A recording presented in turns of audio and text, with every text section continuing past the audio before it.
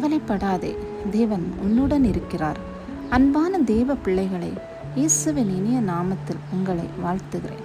நம்முடைய வாழ்க்கையில் பல நேரங்களில் கவலை, பயம், மன அழுத்தம், எதிர்காலம் பற்றிய குழப்பம் வரலாம். ஆனால் தேவன் நமக்கு ஒரு அற்புதமான வாக்குத்தத்தத்தை கொடுக்கிறார். உங்கள் எல்லா கவலைகளையும் அவர் மேல் வைத்து விடுங்கள். அவர் உங்களுக்காக கவலைப்படுகிறார். இன்று அந்த தேவன் உங்களிடம் சொல்லுவது, மகனே, மகளே, உன் பாரத்தை நான் சுமக்கிறேன் என்பதே. கவலை மனிதனை பலவீனப்படுத்தும்.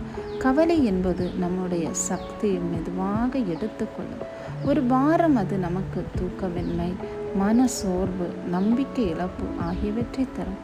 ஆனால் இயேசு என்ன சொல்லுகிறார் தெரியுமா? வருத்தப்பட்டு பாரம் சுமக்கிறவர்களை, நீங்கள் எல்லாரும் என்னிடத்தில் வாருங்கள் என்று கூப்பிடுகிறார். நாம் மனிதர்களிடம் எல்லாவற்றையும் சொல்ல முடியாமல் இருக்கலாம், ஆனால் தேவனிடம் மறைக்க வேண்டியதில்லை. அவர் நம்முடைய கண்ணீரையும் பார்க்கிறார், நம்முடைய இதயத்தையும் பார்க்கிறார். தேவன் ஒருபோதும் கைவிட மாட்டார். இஸ்ரவேல் மக்கள் செங்கடலுக்கு முன் நின்றபோது வழி இல்லை என்று நினைத்தார்கள். பின்னால் எதிரி, முன்னால் கடல். ஆனால் தேவன் அவர்களுக்கு வழி திறந்து கொடுத்தார். இதேபோல் உன் வாழ்க்கையிலும் முன்னும் பின்னுமாக ஏகப்பட்ட தடைகள் இருக்கலாம். என் தேவன் உனக்காக வழி திறப்பார். உங்கள் வாழ்க்கையில் இன்று வழி தெரியாமல் இருக்கலாம். வேலை, குடும்பம், கடன், உடல் நலம் எதுவாக இருந்தாலும் தேவன் வழி செய்ய வல்லவராய் இருக்கிறார். நான் உன்னை விட்டு விலகுவதுமில்லை, உன்னை கைவிடுவதும் இல்லை என்று தேவன் சொல்லுகிறார்.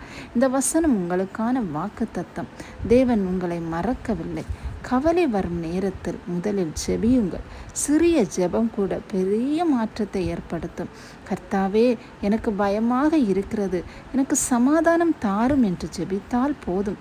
எல்லா கவலைகளையும் தேவனிடத்தில் விண்ணப்பத்தின் மூலம், ஜெபத்தின் மூலம் தெரியப்படுத்த வேண்டும்.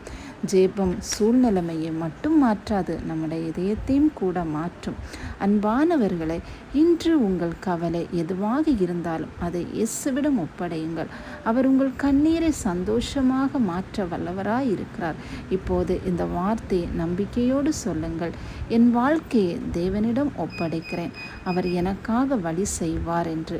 இந்த செய்தி உங்களுக்கு ஆசீர்வாதமாக இருந்தால் லைக் பண்ணுங்கள், ஷேர் பண்ணுங்கள், சப்ஸ்கிரைப் பண்ணுங்கள். தேவன் உங்களை மிகுதியாக ஆசீர்வதிப்பாராக. God bless you.